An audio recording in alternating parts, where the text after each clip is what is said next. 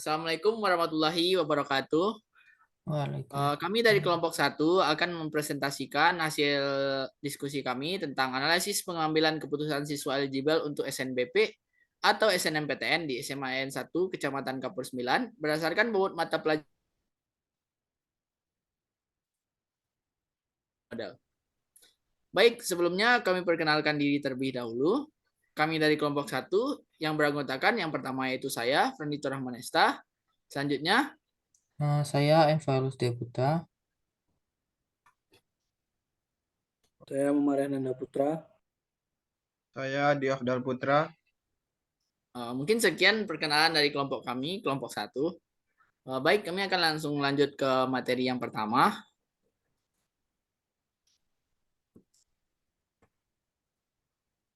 Yang pertama yaitu latar belakang. Siswa eligible merupakan siswa yang dinyatakan layak dan memenuhi syarat untuk mengikuti SNMPTN atau SNBP. Secara bahasa, menurut Cambridge Dictionary, eligible sendiri memiliki arti memiliki kualitas yang dibutuhkan atau memenuhi kondisi atau syarat yang diperlukan. Salah satu sekolah menerapkan siswa eligible yaitu SMA N 1 Kecamatan Kapur 9. Antusias siswa SMA N 1 Kecamatan Kapur 9 untuk masuk perguruan tinggi negeri jalur SNMPTN atau SNBP sangatlah besar. Tapi banyak siswa membuat guru kesulitan dalam pemilihan siswa. Maka dari itu, dengan menggunakan metode Wake Product dan Wake Model, ini berharap dapat membantu guru dalam memilih siswa eligible yang tepat. Selanjutnya kita ke tinjauan pustaka. Yang pertama yaitu Wake Model. Metode WSM ini digunakan untuk mengetahui nilai potensi yang dimiliki oleh suatu alternatif dengan mempertimbangkan kriteria tertentu untuk menyelesaikan masalah MCDM atau Multi Criteria Decision Making. Salah satunya bisa menggunakan metode WSM. Bobot relatif dari kriteria dan nilai kinerja alternatif diperlukan dalam perhitungan metode WSM. Rumus perhitungan metode WSM adalah sebagai berikut.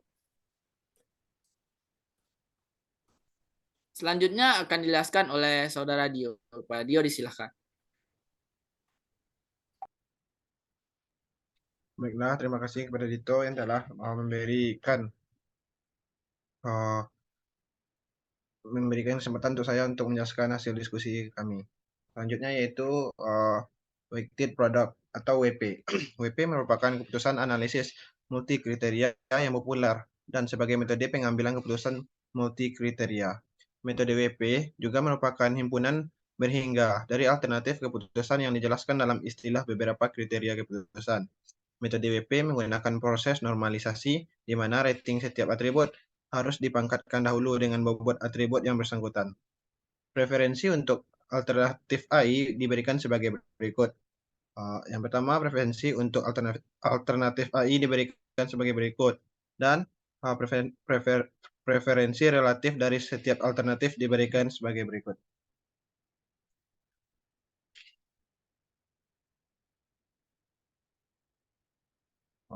Selanjutnya yaitu Simple Additive Weighting atau SAW.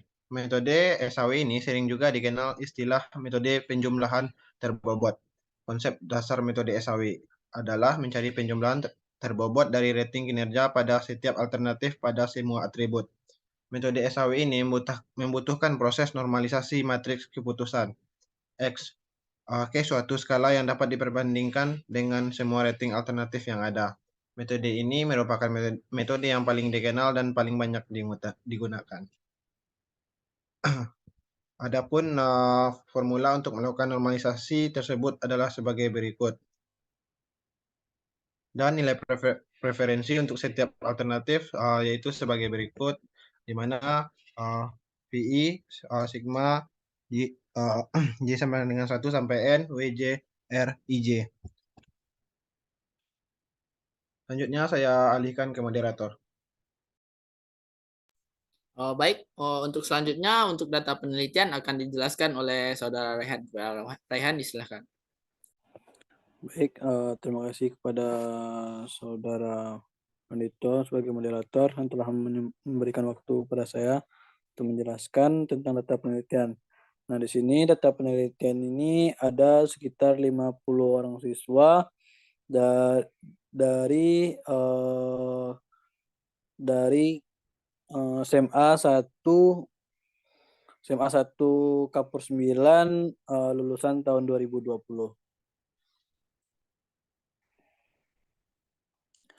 Selanjutnya itu ada sumber data, di mana data yang kita gunakan yang di atas tadi yaitu data kelas 12 SMA 1 Kecamatan Kapur 9 tahun 2002, tahun pelajaran 2020 sampai dengan 2021. Adapun jumlah amatan yang ada pada tabel di atas yaitu ada 50 pelajar. Selanjutnya itu variabel dan atribut, di mana untuk kriterianya itu ada 6 buah, C1, C2, C3 sampai dengan C6, di mana kriterianya itu yang pertama tentang bahasa Indonesia, bahasa Inggris, matematika, fisika, kimia, dan biologi. Di mana masing-masing bobotnya, pertama bahasa Indonesia ada 20, bahasa Inggris 20, matematika 18%, fisika, kimia, biologi itu sama dengan 14%. Nah, adapun langkah-langkah penelitiannya, yang pertama yaitu algoritma Weiss model. Yaitu di mana yang pertama kita masukkan nilai kriteria dari setiap alternatif. Selanjutnya kita tentukan matriks keputusan, lalu kita tentukan bobot. Selanjutnya itu kita lakukannya preferensi alternatif. Setelah itu baru kita lakukan hasil ranking dari nilai preferensi, maka keluarlah outputnya. Baik, untuk selanjutnya akan kita kembalikan kepada moderator. Baik, untuk langkah-langkah dari metode-metode yang akan kami gunakan akan dijelaskan oleh Saudara Muhammad Farel. Pada Farel disilahkan. Baik, terima kasih pada moderator. Untuk langkah-langkah dari weighted sum model, pertama itu kita melakukan perhitungan dengan metode WSM.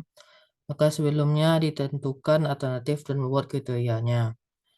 Selanjutnya, jumlahkan hasil perkalian untuk setiap alternatif dengan masing-masing bobot kriteria. Hasil perkalian nilai alternatif dengan bobot kriteria kemudian dimasukkan ke dalam tabel. Karena hanya 40% dari siswa kelas 12 yang boleh mengikuti SNBP atau SNBTN, maka hanya 20 orang dengan nilai bobot paling tinggi yang dinyatakan sebagai siswa eligible. Dengan nilai tertinggi dipegang oleh kriteria A46. 20 orang yang lolos siswa eligible tersebut dengan metode WSM dapat dilihat pada tabel berikut. Kemudian dengan metode weighted product atau WP, untuk metode ini langsung saja kalikan hasil pemangkatan untuk setiap nilai alternatif dengan masing-masing bobot kriterianya. Hasil pemangkatan nilai alternatif dengan bobot kriteria tersebut dapat dilihat pada tabel berikut, di mana setiap hasil pangkat tersebut dikalikan untuk setiap kriteria yang menghasilkan nilai faktor S. Maka, jika nilai V diurutkan, akan didapatkan 20 orang siswa dengan nilai tertinggi dan disebut eligible. Dan A46 mendapatkan bobot nilai tertinggi dan dinyatakan sebagai siswa terbaik, sama seperti di metode WSM. Untuk tabelnya, dari 20 orang siswa eligible tersebut dapat dilihat pada PPT. Kemudian selanjutnya dengan metode SAW yaitu Simple Additive Weighted. Pertama, data yang sudah didapatkan tadi dinormalisasi terlebih dahulu dengan membagikan bobot tiap siswa dengan nilai bobot terbesar di suatu kriteria. Kemudian data yang sudah dinormalisasi akan dihitung preferensi dari setiap siswa untuk menentukan nilai dari para siswa.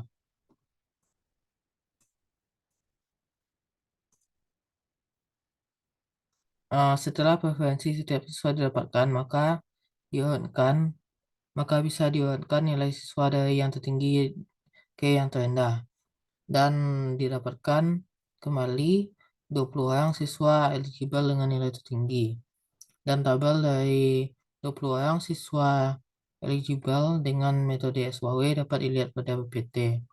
Dan hasilnya pun sama, yaitu A46 mendapatkan nilai dengan kriteria tertinggi. Jadi untuk kesimpulan dari metode dari analisis kami ini, dari ketiga hasil yang didapatkan diperoleh bahwa ketiga metode yang digunakan dapat disimpulkan bahwa ketiga metode tersebut memiliki hasil yang hampir sama, dan siswa yang mendapatkan nilai bobot tertinggi juga selalu sama di setiap metode. yaitu A46 atas nama Revi Maiputra.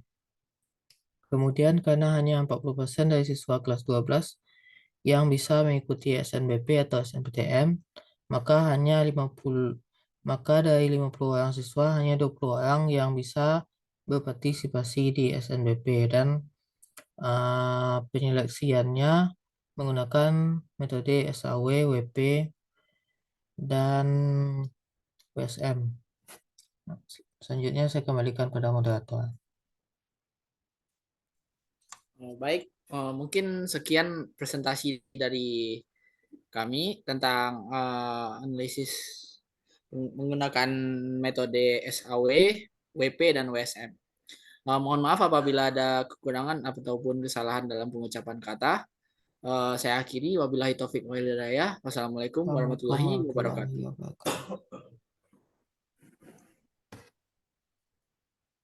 Lah.